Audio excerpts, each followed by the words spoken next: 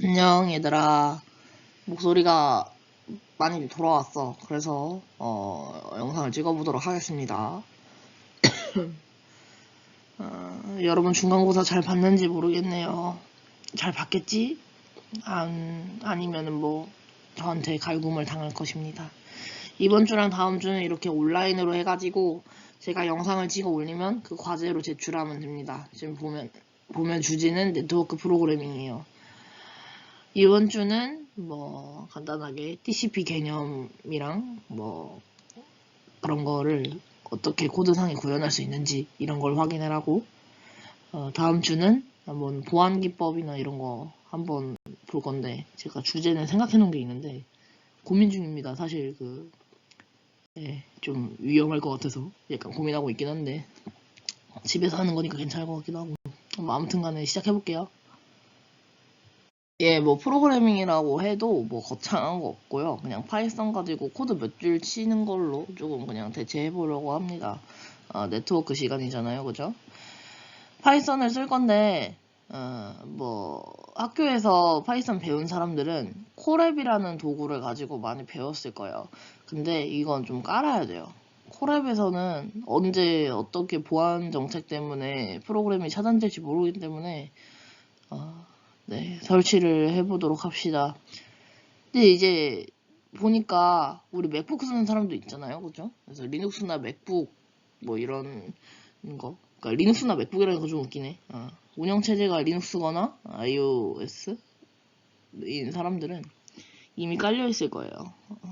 터미널 기능 있죠? 그거 열고 저기 앞에 나와 있는 파이썬 짝대기 2개 버전 쳐봤을 때 뭔가 나오면은 이미 설치가 돼 있는 거거든요.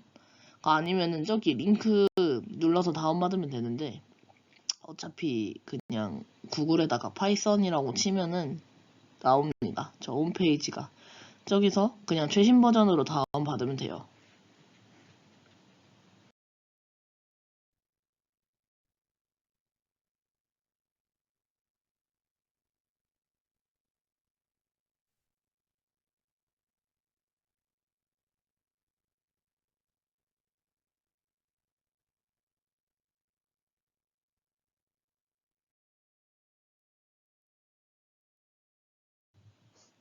아니, 녹화하는데 갑자기 아파트 방송 나오네요.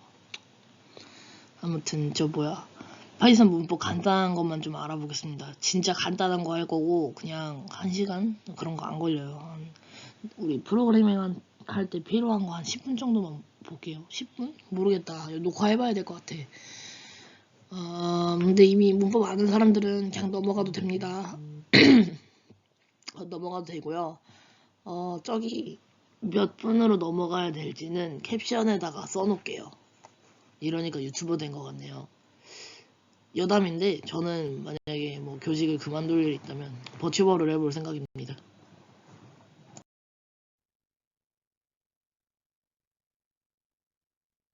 설치가 제대로 됐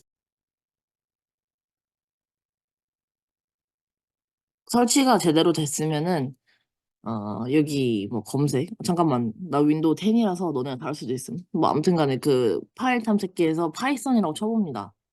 근데 제가 원래 3.6 버전을 써가지고 지금 2개 나오는데, 여러분 지금 방금 깐 거 3.12 버전만 뜰 거예요. 파이썬이라고 돼 있는 거 누르면 뭐가 나올까요? 이런 까만 창이 나오죠. 지금 커맨드 라인 상태에서 뭔가 작업을 하게 되는데 이런 굉장히 불편합니다. 뭐 될 건 다 됩니다. 그래도 불편하니까. IDLE 아이들이라고 쳐서 실행을 합니다. 어, 음. 이렇게 비슷한 창이 나오기는 하는데 얘는 하얀색이에요. 얘가 뭐가 다르냐? 위에 보면은 파일, 에딧, 쉘, 디버그, 옵션, 윈도우, 헬프, 약간 조그만한 아이디인 것처럼 뭐 개발에 필요한 것들이 좀 쏙쏙 들어있죠. 여기 파일을 누르면 뉴 파일 할 수 있습니다. 뉴 파일 하면 여기 뭔가 나오는데 화면이 살짝 다르죠. 자세히 보면 여기 아이들 쉘이라고 되어 있고, 얘는 언타이틀드라고 되어 있어요. 얘는 바로 그냥 실행하는 환경. 그러니까 얘가 터미널이에요. 터미널. 유저랑 마주하는 부분이고요. 얘는 파일이에요. 우리가 여기다가 소스 코드를 작성을 하면은 요 아이들 쉘에서 실행할 수 있도록 만드는 거예요. 한번 문법 몇 개만 알아봅시다. 프로그래밍 언어 처음 배우면 뭐 하죠? 헬로 월드 하잖아요. 아, 헬로 월드 하잖아요. 매우 쉽습니다. 자, 그냥 여기다가 프린트 헬로 월드를 치면 헬로 월드가 나옵니다. 저장을 해요. 저장. 그냥 컨트롤 S 눌러서 저장하고 어,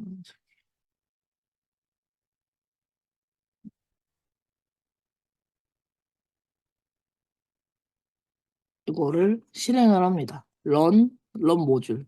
그냥 F5 눌러도 돼요. 그럼 이렇게 아이들 쉘에서 실행이 되죠. 음. C 언어 같은 경우에는 요 큰 따옴표랑 큰 따옴표랑 작은 따옴표랑 호환이 안 돼요. 근데 파이썬은 됩니다. 진짜 대단합니다. 똑같이 되죠. 프린트. 그 다음에 알아야 될 게 뭐가 있냐? 아, if문입니다. if문. if. if가 한국말로 뭐죠? 만약에란 뜻이죠. 만약에 if 조건이 참이라면 음, 여기 이 콜론 뒤에 올 문장들을 실행해라. 여기서 유의할 점은 여기 앞에 인덴트라고 부르거든요. 여기 탭을 한번 쳐줘야 됩니다. 요 탭을 쳐줘야 논리적으로 요 콜론 뒤로 붙는 문장이라는 것을 표현할 수 있습니다. 한 줄만 있으면 티가 안 나는데, 봐봐요. 아, 그, 음, 음,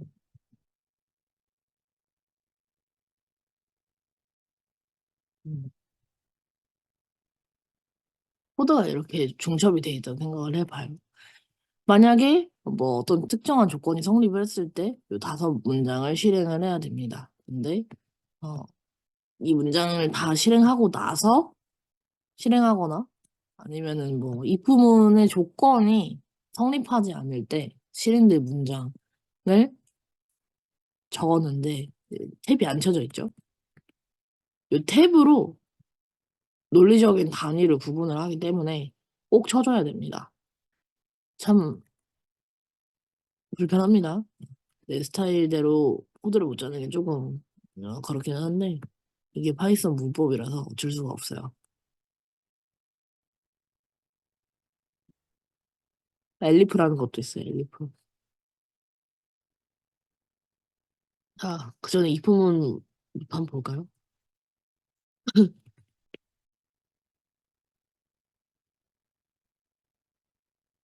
이거 아닌가? 파이썬에서 여러 줄 주석을 어떻게 하는지 까먹었네요. 주석은 실행이 안 되는 부분을 의미를 하는데 문장 앞에 이렇게 샵을 붙여주면은 실행이 안 됩니다. 안 됩니다. 아, 자, if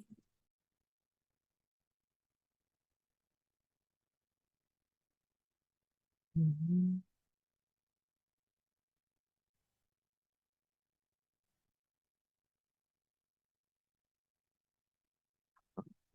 한번 봅시다.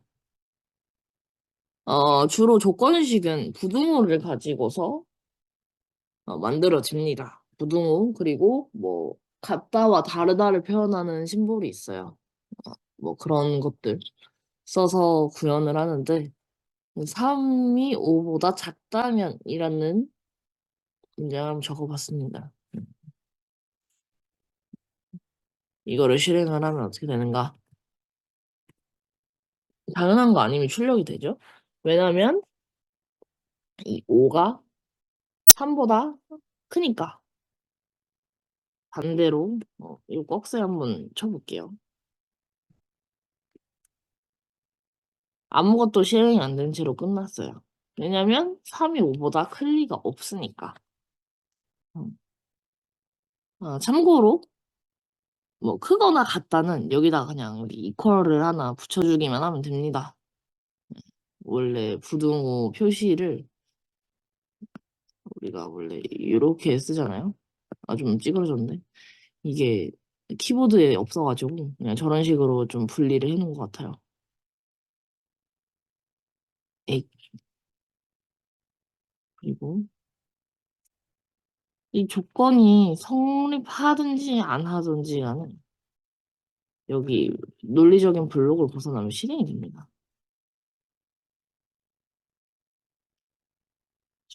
이렇게 실행을 하면 이 문장도 같이 나오죠.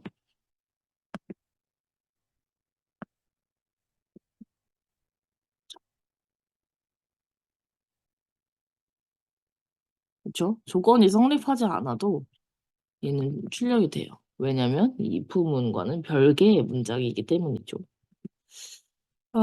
여기 else부터 알려줄게요.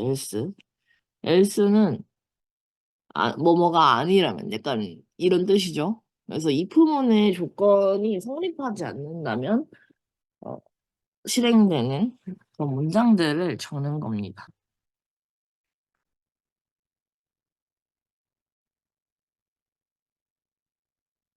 실행을 해볼게요. 아까 3은 5보다 크다라고 해놨기 때문에 이거 에바다라고 얘기를 하고 있고요. 다시 얘를 이렇게 돌리면 당연한 거 아닌만 출력이 됩니다. 이렇게 출력이 돼요. 둘 중에 하나만 출력이 되는 거죠. 조건이 성립하였을 때 그리고 성립하지 않았을 때 이 두 가지를 실행하는 겁니다. 근데 조건이 하나만 있는 게 아니라 되게 여러 개를 봐야 될 수도 있잖아요. 그렇죠? 그럴 때는 여기에 elif라는 녀석을 줬습니다. elif. else if.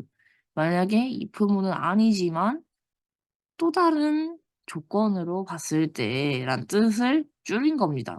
진짜 걔 별 다 줄이에요. 그래서 이제 뭐 elif, else if의 준말이고 여기다가도 새로운 조건을 한번 넣어 봅시다. 이 elif에 들어가는 거는 내가 어떤 조건을 봤을 때 그 위에서 봤던 그 if문에서 좀 걸러진 녀석들이라고 해야 될까요? 이미 위에 if문에서 말했던 그 조건에는 성립하지 않아. 하지만 이런 조건에는 만약에 성립할 수도 있을 것 같아. 그런 여지가 있는 것들을 적어주는 거예요. 예를 들면 이런 게 있겠죠.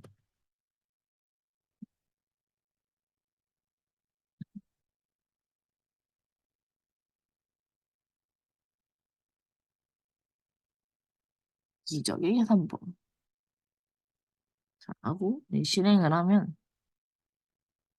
네, 당연히 일단 if문에서 이미 스터가 돼요. if문에서 이미 걸려서 밑에 문장 실행이 안 되게 돼요. 왜냐면 if문이 우선순위가 가장 높고 그래서 3이 나왔으므로 여기만 실행을 하는 건데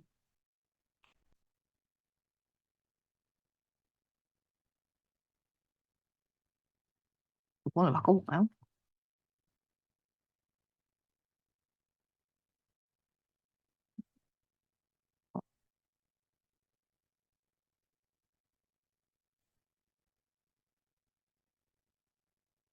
네,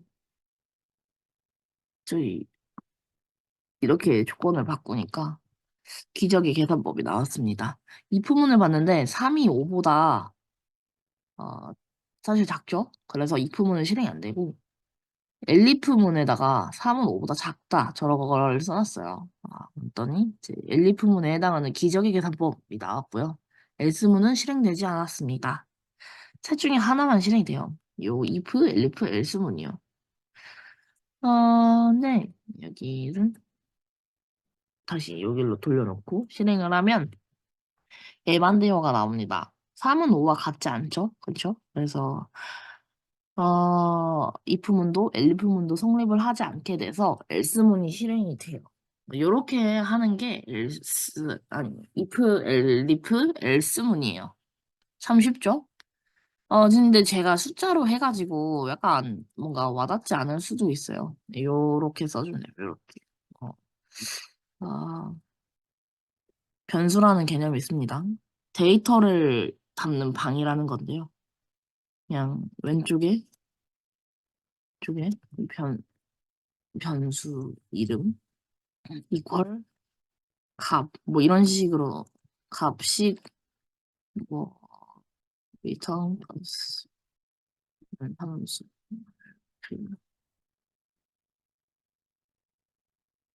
뭐 이런 거 지금은 일단 알 필요가 없는데 제 다음 시간에 알려줄게. 다음 시간에 뭐 값이나 식이나 리턴 값을 배출하는 함수 이런 것들을 오른쪽에 넣고 왼쪽 변수 이름을 넣으면은 이렇게 얘네가 이렇게 요 이름을 가진 공간에 데이터를 넣습니다. 결국에는 값이 들어가는 거겠죠, 사실. 식이어도 식이 계산된 거. 뭐 이거 리턴 값도 리턴 값. 리턴 값이 뭔지는 진짜 나중에 알려줄게요.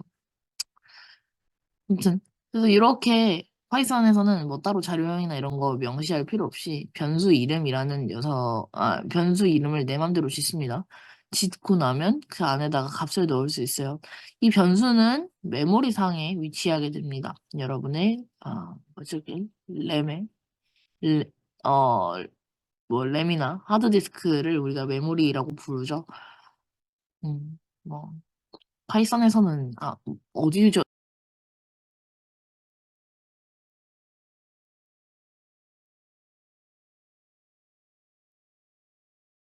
저장되는지 잘 모르겠네 생각해보니까 인터프리터니까 아마 램에 저장될 것 같긴 하네요. 그래서 여러분의 램에 이 변수 이름으로 된 메모리 공간이 생기게 됩니다. 그래서 여기에 값을 저장할 수 있게 되고 변수라는 게 변하는 수라는 거죠. 여러분이 그 데이터를 또 바꿀 수도 있어요. 아, 한번 봅시다. 음. A라는 녀석을 만들어 보겠습니다.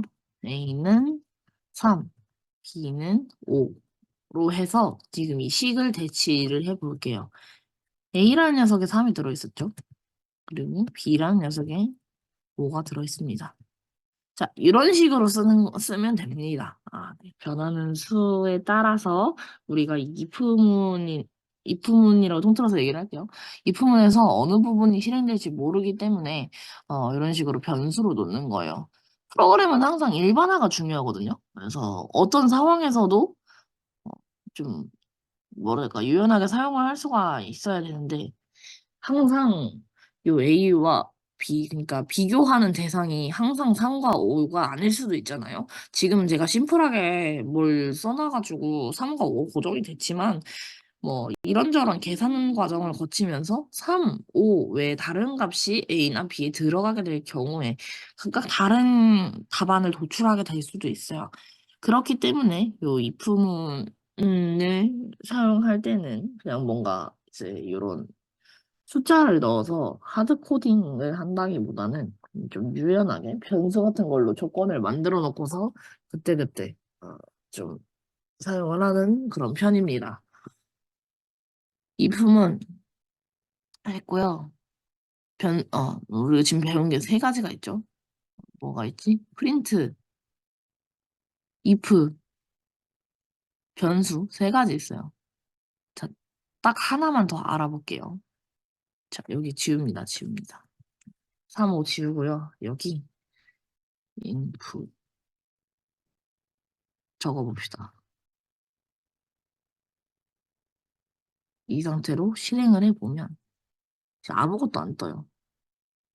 아무것도 안 떠요.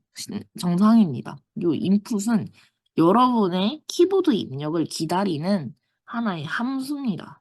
우리가 괄호가 붙어 있는 문장들, 뭐 단어, 뭐 이런 것들을 함수라고 불러요. 함수. 수학에서 함수랑 똑같아요. 우리 수학에서 함수. 나 이거 다음 시간 알려준다고 해놓고서 지금 하고 있네. 그냥 들으세요. 함수가 요거잖아요. 중학교 때 배우죠, 이거? x를 넣으면 y가 나온다. 여기는 fx. 요 f가 뭐예요? 펑션이에요, 펑션. x에 대한 어, 펑션을 수행해서 나온 결과값이 y다. 이렇게 생각하면은 조금 쉽습니다. 이거랑 거의 비슷해요. 요 인풋이라는 녀석에 지금 요 x는 사실 없습니다. 요 프로그래밍에서의 함수는 x가 없어도 돼요. 요 x는 보통 여기, 보통이 아니라 뭐 문법상 여기 괄호 안에 들어가 있어야 되는데 지금 x가 없는 채로도 실행이 되네요. 그래서 뭔가 여기 프로그램 만드는 사람이 만들어 놓은 작업들이 실행이 되고 그 다음에 결과물을 도출하게 되는데 결과물을 우리가 리턴 값이라고 합니다. 리턴 값, 돌려주는 값. 어쨌든 간에 함수도 어떤 연산이기 때문에 잠시 이 함수를 실행하고 나서 그 y-값을 도출을 하잖아요. 이 y-값을 원래 이 함수를 호출한 프로그램에게다 돌려줍니다. 그래서 결국에 이 인풋 괄호는 하나의 값으로 치환이 되는 거죠. 그러니까 계산값이 나오게 된다 이겁니다. 자, 인풋 같은 경우에는 여러분의 키보드 입력을 받아서 처리하는 게 이 fx에서 하는 일입니다. 한번 볼까요? 그래서 이제 여기 실행은 아무것도 안 뜨죠. 여러분이 아마 숫자를 입력을 좀 하면 될 것 같아요. 한 10 쳐봅시다. 10. 그리고 엔터를 한번 치면은 A에 대한 입력이 된 거예요. 지금 하나 입력이 된 거고, 지금 B도 인풋하고 있죠? 이제 라인 단위로 받는 겁니다. 엔터 한번 치면 인풋 하나가 끝나요. 여기다가는 뭐 55 쳐봅시다. 자, 에반데요가 나옵니다. 에반데요. 자, 왜 에반데요가 나오냐? 첫 번째 if문을 봤을 때 A가 B보다 큰가? 10이 55보다 큰가요? 아니죠. 두 번째, A와 B가 같은가요? 10이랑 55랑 다르죠? 에반데요가 나옵니다. 이걸 응용해서 한 번 더 해봅시다.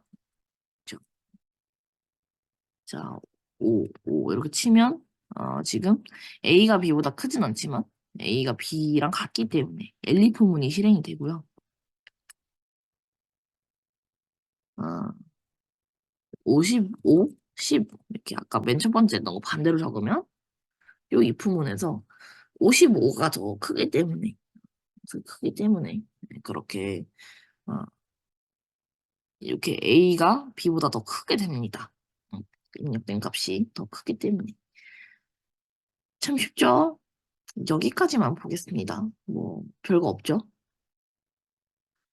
사실 파이썬 문법 엄청 많은데 아, 나머지는 그냥 프로그램 하면 한다고 해놓고 은근 시간이 오래 걸리네요. 20분 걸렸습니다. 미안해요. 자, 일단 기본적으로 네트워크 상의 어떤 프로세스들 간에 통신을 연결을 할 때, 그리고 데이터를 주고받을 때, 연결 해제를 할 때 어떤 프로세스에 의해서 얘가 동작을 하는지 그거를 응용 프로그램 관점에서 조금 바라보도록 할게요. 기본적인 통신 구조라는 제목을 달고 있고요. 일단 서버 클라이언트 구조 기억하죠? 하나의 서버가 있고 클라이언트 여러 개가 붙어서 뭔가 주종 관계가 되는 마스터 슬레이브 관계처럼 그렇게 되는 구조를 우리가 서버 클라이언트 구조라고 해요. 우리가 TCP 통신을 하기 위해서는 서버와 클라이언트를 구현을 해야 합니다. 기본적으로요. 그래서 일단 서버부터 만들어야겠죠. 클라이언트가 아무리 접속하려고 해도 서버가 없으면 접속 못하니까요. 하나의 서버에 클라이언트가 여러 개 붙는 거야. 기억하세요. 그래서 서버부터 만들어야 되는데 일단 서버가 리슨이라는 녀석을 갖고 있어요. 리슨이라는 소켓을 가지고 있습니다. 소켓이라는 단어가 등장을 하는데 들어본 적 없을 거예요. 들어봤어도 아마 뭐 플러그의 어댑터 아니면 전구에 달려있는 그 쇠 부분을 소켓이라고 하긴 하거든. 근데 이거는 하드웨어적인 관점에서 말을 하는 거고요. 네트워크 분야에서의 소켓은 어떤 뭐랄까 소통하기 위한 창구를 여는 거라고 해야 되나? 네트워크에 연결되는 뭐 다양한 클라이언트들 아니면 서버들이 처음 데이터를 받을 때, 이 어플리케이션을 받아들일 때 네트워크를 통해서 전송된 데이터를 내 애플리케이션에 적용을 할 때 그때 소켓을 통해서 들여옵니다. 소켓을 활용해서 들여온다라는 말이 무엇이냐? 입을 터주는 겁니다. 네. 우리가 뭐 생각하는 거 말을 하려면은 입이 있어야 되잖아요. 소켓은 입입니다. 내 안에 응축된 소리를 입으로 내뱉는 거예요. 그리고 네. 그리고 귀가 되기도 합니다. 바깥에서 들어온 소리를 귀가 듣잖아요. 귀가 없으면 소리 못 듣죠. 그래서 입과 귀의 기능을 동시에 해주는 녀석이 소켓이라고 보면 됩니다. 위치는 지금 트랜스포트 레이어랑 어플리케이션 레이어 사이에 있어요. 여기에 소켓이라는 녀석이 존재를 해서 뭐 피지컬 통해서 들어오고 링크 통해서 보안 검사하고 뭐 이거저거 하고 네트워크 통해서 IP 뭐 분리하고 트랜스포트 레이어 거치면서 신뢰성 검사하고 어플리케이션에 데이터가 도달할 때 그때 결과적으로 좀 데이터를 들여오는 그런 역할을 하는 게 소켓이에요. 프로세스라는 말이 있는데 실행 중인 프로그램을 프로세스라고 합니다. 실행 중인 프로그램이다 라고 한다면 그럼 프로그램이랑 뭔 차이가 있냐? 프로그램은 보조기억 장치에 있을 때를 의미를 합니다. 하드디스크나 SSD 말하는 거예요. 그런 데 있는 프로그램을 우리가 램으로 올렸을 때 프로세스가 된다라고 말을 하는 거고요. 아무튼 뭐 그렇게 해서 소켓이란 녀석이 중간 지점이 있고 얘를 통해서 듣고 말하고 하는 겁니다. 자, 서버의 소켓은 보통 이제 리슨이라 했죠. 그래서 리슨이라는 거야. 듣는 거야, 듣는 거. 귀예요, 귀. 근데 클라이언트의 소켓은 지금 입이랑 같습니다. 소켓 아직 뭐 배우진 않았지만 되게 다양한 녀석들이 적혀 있네요. 127.0.0.1 저거 뭐라 했죠? 루프백이라 했죠? 자기 자신? 그냥 예시라서 저렇게 하는 것 같습니다. 그래서 소켓을 설정해 놔요. 그리고 클라이언트 소켓에서 입이라고 했죠. 입을 엽니다. 어디다가? 서버가 들을 수 있도록 해줍니다. 근데 80번 포트로 네트워크 연결 요청 이런 말 있죠. 아까부터 포트란 말이 등장을 하는데 이 포트란 말은 대체 무슨 뜻일까요? 리슨 하더니 새로운 소켓을 만들기도 합니다. 이때 또 포트가 80인 녀석이 동일하게 이렇게 나오죠. 포트는 컴퓨터에서 돌고 있는 수많은 프로세스 중 네트워크를 통해 현재 연결해서 통신하려는 그러니까 지금 내가 연결을 초기화하고 클라이언트가 서버한테 내가 이거 보내겠다라고 하는 그런 하나의 세션에서 통신하려는 응용 프로그램을 찾는 식별 번호예요. 네트워크에는 수많은 응용 프로그램들끼리 네트워크를 통해서 소통을 합니다. 뭐 여러 가지 경우가 있어요. 표준시라던가 되게 네트워크를 사용하는 그런 어플리케이션들이 많은데 뭐 이 포트 번호가 똑같은 녀석을 찾는 거예요. 클라이언트랑 서버랑 포트 번호를 똑같이 맞춰놓은 녀석을 찾아서 거기로 연결을 하는 겁니다. 이게 없으면은 혼란이 일어날 수밖에 없어요. 왜냐? 여러분이 지금 스벅 알바를 하고 있어요. 여러분이에요, 여러분. 스벅 알바를 하고 있는데 시키시면 하고 메뉴를 직접 얘기를 한다고 쳐봐요. 솔직히 스벅에서 먹는 사람 겁나 많죠? 저도 그냥 한 잔 시키고 그냥 그렇습니다. 근데 마침 대기 중이던 3명의 손님들이 모두 자기가 를 시켰다고 합니다. 이런 경우 누구한테 줘야 되는지 사실 이제 얼굴을 좀 외워두면 모르겠지만 뭐 만약에 키오스크에서 주문을 했다 하면은 모르는 일이죠. 누구한테 줘야 되는지 누구한테 먼저 줘야 되는지 모르는 일입니다. 이상한 사람한테 줄 수 없어요. 순서를 맞춰줘야 돼. 근데 이제 카페에서 보통 아까처럼 그냥 시키신 분 이렇게 주는 거는 뭐 개인 카페? 진짜 손님들 한두 명 오는 카페에서나, 그러니까 특정 지을 수 있는, 손님을 특정 지을 수 있는 카페에서나 쓰는 거고, 대형 카페 같은 데서는 뭐 63번 손님 하면서 손님 각각에 부여된 그런 번호로 사람을 부르고, 그 번호에 해당하는 영수증에 적힌 그런 메뉴들을 준비를 해준단 말이에요. 포트 번호도 이런 거라고 생각을 하면 돼요. 뭐 똑같은 데이터가 올 수 있어요. 모든 프로그램에 올 수 있지만, 나는 지금 이 연결에서, 그리고 이 타이밍에 어떤 특정한 프로세스한테 데이터를 보내고 싶어 하면은 그 프로세스에 맞는 포트 번호로 이용을 해서 데이터를 보내야 되는 거예요. 이런 경우 2번과 77번은 또 기다리게 되겠죠. 물론 수벅은 이름 불러주긴 합니다. 그래도 뭐 모자가 초록색이라.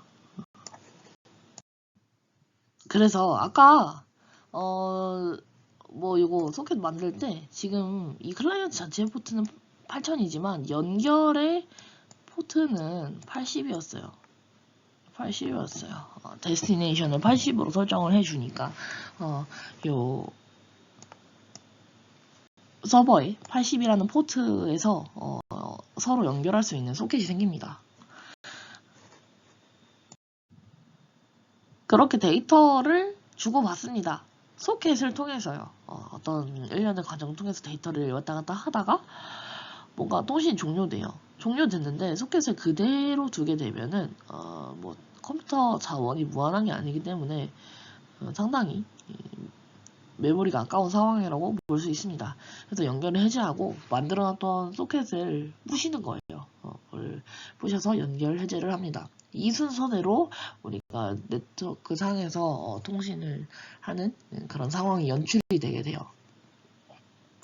아까 봤던 1년의 과정을 봤을 때 이거를 코드상에 구현하기 위해서는 위 그림과 같은 과정을 거쳐야 합니다.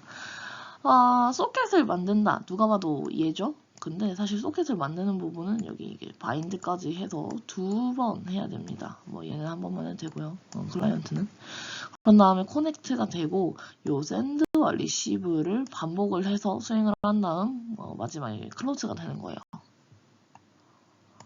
서버는 기본적으로 리슨 소켓이라는 녀석이 있다 했어요. 리슨 소켓은 요청을 기다리는 소켓입니다. 귀예요, 귀. 언제든지 클라이언트가 말하는 거에 들을 준비가 되어 있는 거야. 굉장히 비동기적입니다. 이벤트가 들어오면 그때 인식을 하는. 그래서 리슨 소켓을 만들어야 돼요. 그래서 소켓이라는 녀석을 통해서 소켓을 만듭니다.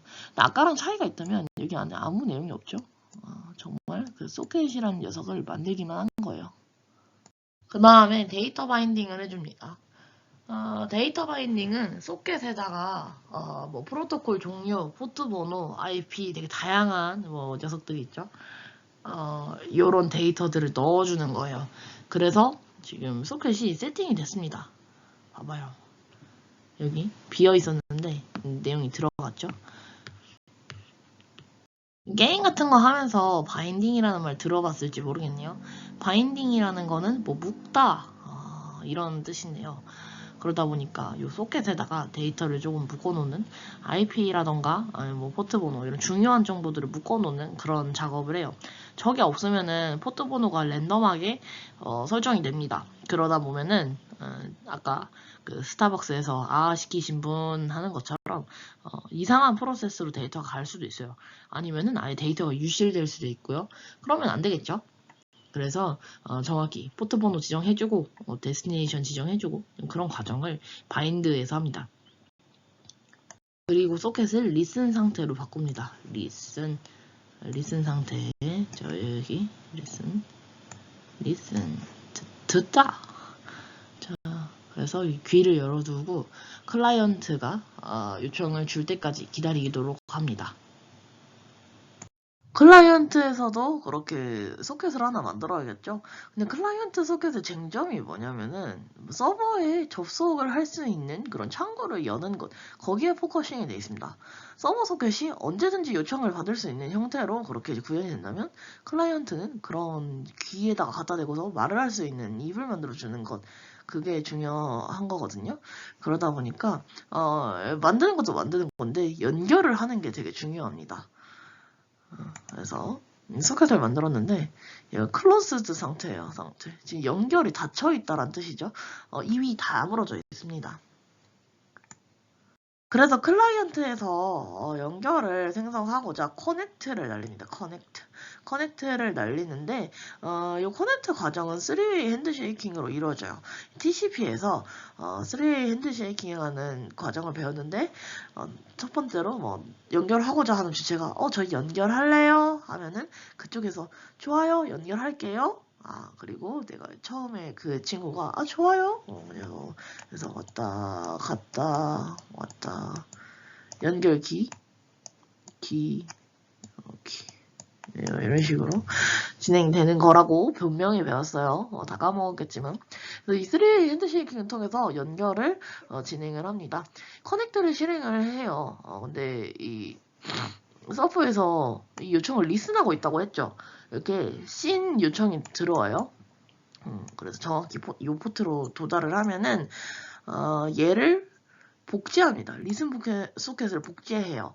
리슨 소켓을 그대로 쓸 수가 없는 거는 뭐냐면 리슨 소켓이 들어야 할 것이 한 클라이언트의 것이 아니라 여러 클라이언트의 요청들을 들어야 해요. 언제 어느 클라이언트한테 몇 개의 클라이언트한테 요청이 들어올지 모르기 때문에 리슨 소켓은 항상 열려 있어야 된다. 주된 소통 창구고요. 얘 말고 지금 요청을 준 요 클라이언트를 위한 전용 소켓을 하나 만들어 줍니다. 근데 이거는 리슨을 복제를 하는 거예요. 뭐 기본적인 메타데이터는 똑같잖아요. 뭐 포트라던가 이런 정보는 똑같기 때문에 복제를 해서 만들어 줍니다. 그래서 씬을 리시브드, 씬을 받은 녀석을 생성을 하고요. 그래서 연결 정보 받은 게 있죠. 얘랑 같이 딸려올 거야. 이 씬이랑 같이 딸려올 거란 말이야. 그래서 얘를 소켓이랑 매핑을 시켜서 이 전용 소켓으로 만들어 버립니다. 여기 Q가 두 개 있어요. Q는 선입선출의 원리를 생각하면 쉬운데 선입선출 먼저 들어오는 것이 먼저 나가는 형태. 뭐 카페 같은 데서 줄 설 때 앞에 있는 사람부터 주문을 받고 점점 시간이 갈수록 뒤에 있는 사람과 주문을 받고 주문을 받을 때도 먼저 시킨 사람이 먼저 받고 뭐 그러죠. 그런 거를 우리가 선입선출이라고 합니다. 영어로 하면 더 쉬워요. FIFO예요. FIFO. Burst in, burst out. 여기 줄을 설 수가 있는데 제일 먼저 줄을 선 사람이 가장 먼저 나간다 라는 뜻이고요. 그래서 이제 여기서 사용하는 Q는 뭐냐? 가장 먼저 들어온 데이터가 먼저 이 Q에서 빠져나가겠죠. 그게 무슨 의미인지는 모르겠지만 여기 이름이 incomplete Q고 여기 뒤에 이름이 complete Q예요. incomplete Q, complete 되지 않았다라는 뜻이죠. 처리되지 않은 그런 데이터들에 대해서는 incomplete Q에 들어가게 됩니다. 그래서 요 씬으로 인해서 생성된 연결 정보를 이 Q에다가 저장을 하고요. 씬을 제대로 받았다. 씬 그리고 acknowledgement, 에크, 시넥이라고 부르거든요. 시네크를 클라이언트에 보냄으로써 너의 연결 요청을 잘 받았다라고 대답을 해줘야 됩니다. 이 과정이 없으면 클라이언트가 자기가 보낸 요청을 받았는지 안 받았는지 모르기 때문에 그래서 어려움을 겪을 수가 있죠. 그럼 다시 보내는 거예요. TCP는 신뢰도가 높은 전송 방식이기 때문에 다시 재전송을 합니다. 그래서 서버가 보낸 시넥을 클라이언트가 받아요. 받으면 여기서 소켓 이스타블리시드, 소켓을 이제 준비를 다 한 상태가 됩니다. 그리고 연결을 수락했다는 표시가 시넥이거든요. 그러다 보니까 연결을 이제 완료해도 되겠다라는 정보를 서버에다가 보내요. 그렇게 되면은 지금 클라이언트는 이미 이 상태에서 세팅 끝난 상태입니다. 여기 에크를 날리면은 여기 그래서 얘도 이스타블리시 상태로 만들어서 활성 상태로 놔요. 리스는 그냥 그대로 있는 거예요. 얘는 건들면 안 돼요. 그리고 연결 정보를 지금 원래 incomplete Q에 여기 있었어요. 근데 이거를 complete Q에 넣음으로써 정확히 이 연결 정보가 제대로 수립되었다는 연결이 완료되었다는 그런 느낌으로다가 처리를 해줍니다. 이후에 여기 컴플리트 큐 순서대로 작업을 수행한다. 여기 있는 데이터부터 처리를 하는 겁니다. 여기 선 녀석도 선입 선출로 먼저 들어온 녀석부터 처리를 하는 거예요. 참 쉽죠? 이렇게 연결이 완성되고 나면 뭐 어떤 외세의 압박이나 뭐 특정한 뭐 에러라던가 이런 게 없다면 계속해서 데이터를 주고받을 수가 있어요. 이렇게 만들어진 연결을 우리가 세션이라고 합니다. 세션. 이 세션에는 많은 정보들이 저장될 수 있고 또 오갈 수 있어요.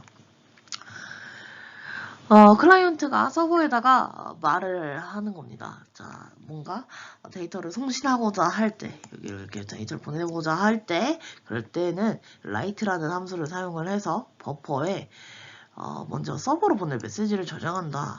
이 과정을 거칩니다. 버퍼라고 하는 거는 데이터를 저장하는 어떤 보관함 같은 거라고 생각을 하면 돼요. 최대 용량이 정해져 있는 그런 보관함이에요. 얘에다가 넣었다가 이거를 어떻게 전송을 합니다. 뭐 여기 write를 이용해서 전송을 해요. 그럼 여기 establish 된 소켓들을 통해서 데이터가 이렇게 보내지게 되는데, 이 과정에서 우리 전에 배웠던 그 OSI 지게증, 그 과정을 거치겠죠. 지금 현재 이 클라이언트와 서버 말하는 거는 어플리케이션 레이어에서 말을 하는 거예요. 어플리케이션 관점에서 데이터를 보내고자 하면은 얘가 이렇게 네트워크를 통해서 그 나머지 트랜스포트 네트워크, 링크, 피지컬 이 과정 거치고 반대로 올라올 때는 수신한 측에서는 반대로 피지컬, 링크, 네트워크, 트랜스포트 거쳐서 이렇게 올라오게 되죠. 그래서 이스타블리시 된 걸로 이렇게 들어오게 되면요.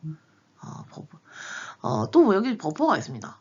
여기도 보관하는 버퍼가 있어요. 일단 여기다가 임시 저장을 하고 얘를 가지고서 좀 뭐 검사도 하고 뭐 이거저거 해서 여기 서버에 해당 데이터가 도달을 하게 됩니다. 그리고 이제 반대로 서버에서 클라이언트로 데이터를 보낼 때 어떻게 하느냐? 똑같아요. 라이트랑 리드 쓰면 돼요. 양방향 통신일 수 있잖아요. 그쵸? 일단 소켓이 열렸는데 물론 이제 이해를 돕기 위해서 서버에 요 소켓은 그 귀라고 했지만 리슨이 끝나고 나서 그냥 새로운 소켓이 복제가 되면은 얘가 말을 할 수도 있게 돼요. 정말 혼종이죠. 그려볼까요? 귀. 대충 이런 녀석이라고 생각하면 됩니다. 귀가 달려있는 입. 죄송합니다. 아무튼 뭐 그래서 얘네들끼리 소통을 하는데 똑같아요. 라이트로 그냥 이렇게 쓰면 돼요. 아가라 목소리가 좀 다릅니다. 목소리가 한 번 더 갔어가지고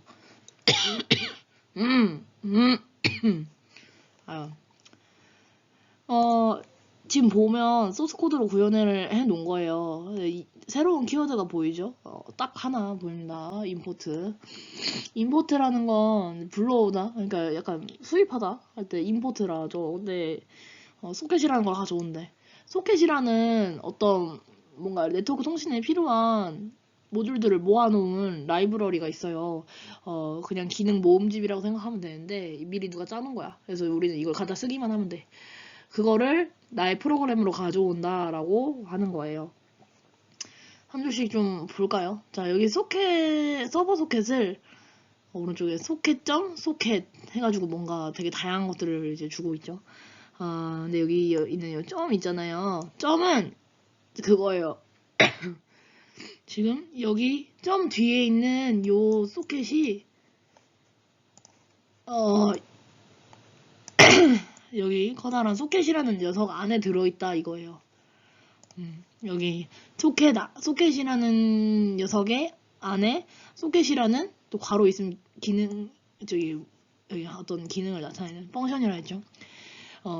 소켓이라는 녀석 안에 들어있는 소켓이라는 함수를 쓸 것인데 x, y 요 그림 그림도 잘 안 그려지네. 여기 fx 자 함수 이 소켓이라는 함수의 x가 여기 두 개네요. 소켓점 AF inet socket sock 여기 점이 붙어있는데 얘는 괄호가 없죠. 이 inet이랑 스트림은 괄호가 없어요. 괄호가 없으면은 여기서 이 소켓이라는 기능 모음집 안에 들어있는 멤버 변수라고 부르는 녀석들이에요. 뭐 이미 예약이 되어 있는 거죠. 뭐 어떤 특정한 약속되어 있는 포트라고 하던가 아니면 어떤 기능들을 나타내는 어떤 정수값이 있어요. 그런 것들을 지금 이렇게 그냥 문자로 치환을 해놨다고 생각을 하면 돼요. AF inet은 그냥 인터넷 쓰겠다 이거고요. 속 스트림은 소켓 스트림. 그러니까 뭐 이게 스트림이 약간 호수 이런 거잖아요. 이런 시내가? 그런 것처럼 데이터가 흘러 들어올 수 있게끔 뭐 그런 것들을 설정하는 뭐 변수인데 내부 구조 자세히 몰라도 그냥 내가 어떻게 데이터 받아들이겠다라고 이제 소켓이라는 함수를 쓰면 얼마든지 내가 이 소켓을 만들 수가 있습니다. 그리고 얘를 바인드 시킵니다. 바인드 시키는데 어떻게 바인드 시키냐? 이 소켓 안에 이 서버의 IP랑 포트로 사용될, 그러니까 이 서버에 접속될 클라이언트가 적게 될 포트 번호를 아무렇게나 그냥 적습니다. 아무거나 적으면 돼요. 이미 예약되어 있는 게 몇 개 있어요. 그리고 운영체제마다 좀 다르거든? 이거는 그냥 위키피디아에 검색하면 나오는데 보통 그냥 테스트할 때는 8080이나 8888 많이 씁니다. 아니면 8000? 이렇게 많이 쓰는데 뭐 그냥 아무거나 쓰면 됩니다. 그리고 서버 소켓 리슨 0 하면은 이제 카운트를 0부터 해가지고 이제 리슨을 합니다. 계속 대기를 해요. 여기가 이제 소켓을 초기화하는 부분이었어요. 그 부분이고 지금 여기 보면은 클라이언트 소켓 ADDR 지금 매핑이 되어 있습니다. 매핑 돼 있다는 거는 데이터가 그냥 이제 단일 값만 있는 게 아니라 값 두 개가 하나로 묶어져 있는 페어 뭐 이런 것들을 매핑돼 있다고 합니다. 근데 이 서버 소켓이라는 아까 여기 맨 첫 줄에 만들었던 이 서버 소켓이라는 녀석 안에 이제 accept라는 기능이 있어요. 이 소켓 안에 accept라는 기능이 있는데 요거를 통해서 이 클라이언트 소켓과 ADDR 이 값을 받아옵니다. 뭐 이렇게 들어가겠죠. 이렇게. 근데 프로그램이 전개되는 게 사실 위에서부터 아래로 계속 이렇게 그냥 순서대로 무조건 실행이 된다고 생각을 하겠지만 뭐 맞습니다. 실행 순서 자체는 맞는데 지금 여기 보라색으로 표시한 부분 있죠? 리슨을 하고 난 다음부터는 클라이언트로부터 어떤 요청이 있기 전까지 대기를 하는 겁니다. 계속 대기를 하다가 여기 뭐 어떤 뭐 데이터 패킷이 내 네트워크로 도달을 하고 하는 순간 여기 서버 소켓.accept가 실행이 돼가지고 클라이언트 소켓과 ADDR 그러니까 이 나랑 접속하려는 녀석의 정보를 받아오는 겁니다. 그 다음부터 전개가 되는 거예요. 여기 데이터 패킷이 도착하는 경우에 진행이 된다. 그리고 보면은 데이터가 클라이언트 소켓.receive RACV 이것도 줄임말입니다. receive예요. receive 뭐 받다 이거죠. receive 하고 65535 얘는 이 숫자는 버퍼 크기입니다. 버퍼 크기. 버퍼는 잠깐 데이터가 들어오는 뭐 보관함 같은 거라 했죠. 6535입니다. 6535인 이유는 그 TCP에 들어갈 수 있는 데이터의 최장 길이가 6535예요. 6535가 뭐 2에 몇 승이지? 2에 16승인가? 아무튼 뭐 그렇습니다. 그런 식이고요. 그리고 받은 데이터를 프린트합니다. 데이터.디코드라 돼 있어요. 디코드라고 하는 거는 해석이라는 뜻입니다. 해석 뭐 이런 뜻이에요. 근데 여기서 위에서 받은 데이터는 지금 이진 형태고 헤더나 이런 정보들이 다 껴있기 때문에 그런 것들을 분해해야 내가 받은 로우 데이터가 보이는 거거든요. 그래가지고 그거를 이제 좀 디코드해서 떼고 처리하고 뭐 유니코드화하고 그렇게 해가지고 받은 데이터라는 문장 뒤에 띄어쓰기 하나 하고 붙여줍니다. 그리고 프린트를 해주는 거예요. 물론 리시브 하려면은 클라이언트에서 보내주는 기능도 필요할 거예요. 그렇죠? 그래서 여기를 보면은 일단 클라이언트는 소켓 만들고 그냥 소켓 하나 만들고서 바로 이제 커넥트를 갈깁니다. 커넥트 해서 클라이언트 측의 IP 그리고 서버와 동일한 포트 번호 이건 맞춰줘야 됩니다. 아까는 그냥 아무거나 괜찮았죠? 서버는 값이기 때문입니다. 값한테 맞춰야 됩니다. 사회는 그렇습니다. 그렇게 하고 이 소켓을 통해 보냅니다. 헬로라는 문장을 보냈고 점 엔코드 이거는 디코드의 반대말이죠. 암호화하다.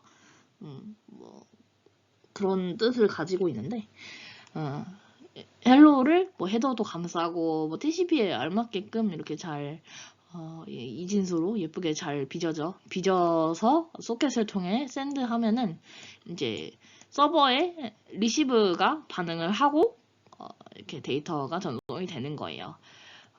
이 샌드가 라이트고 리시브가 리드의 기능을 하고 있다고 생각을 하면 돼요. 이렇게 하면은 클라이언트에서 여러분의 컴퓨터로 여러분의 서버로 헬로라는 문장을 보내게 됩니다.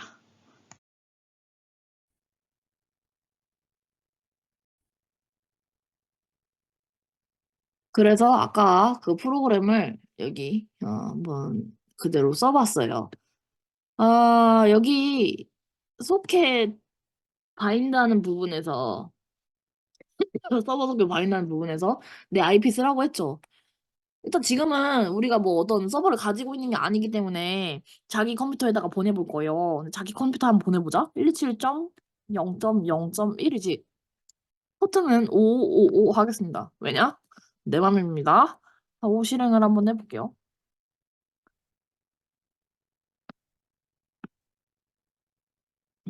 하고 클라이언트도 한번 해볼게요. 127.0.0.1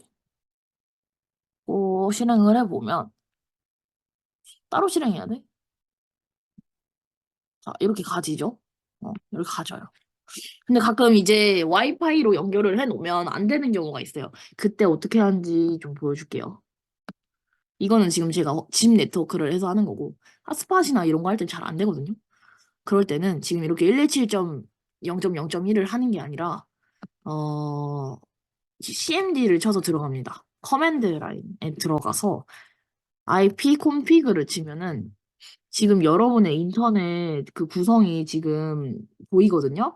여기에서 여러분의 IPv4 주소 요거를 찾습니다. IPv4 주소. 제 IP는 이거네요, 지금. 이거를 여기다가 붙여 넣기를 하면 사실상 127.0.0.1이랑 같아요.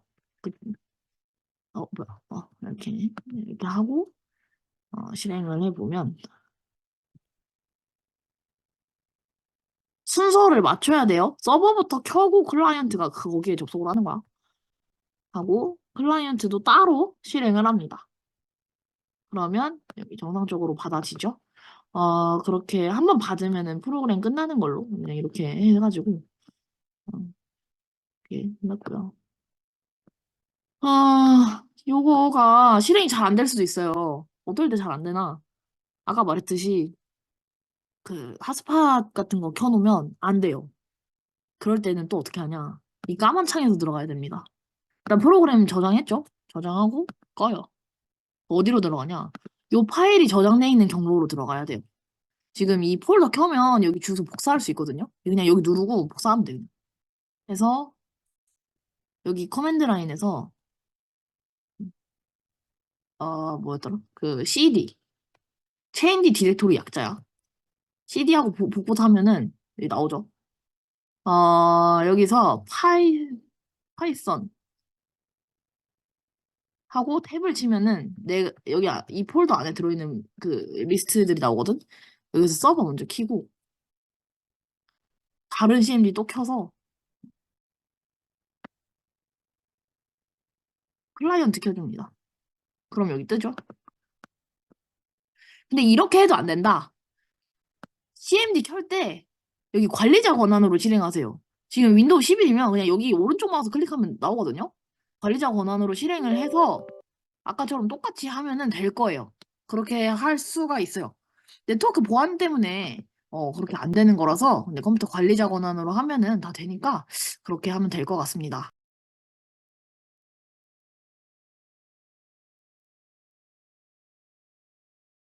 사실 연결 해제는 별거 없어요. 사실 클로즈라는 애가 있긴 하거든?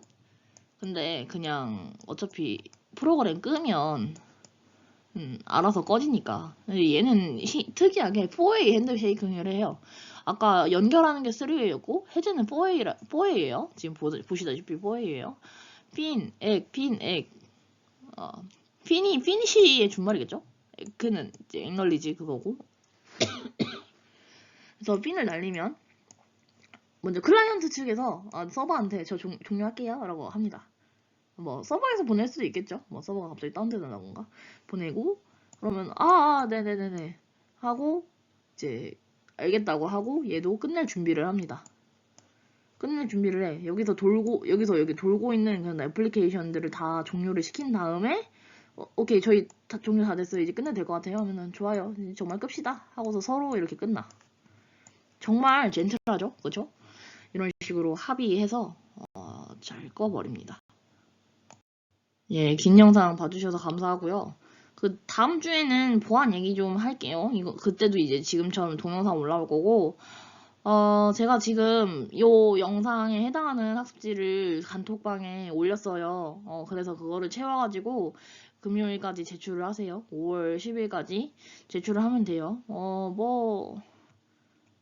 그냥 뭐 토요일 넘어가기 전까지만 메일로 보내주면은 내가 확인을 할게. 근데 웬만하면 미리미리 하는 게 좋겠죠, 그죠?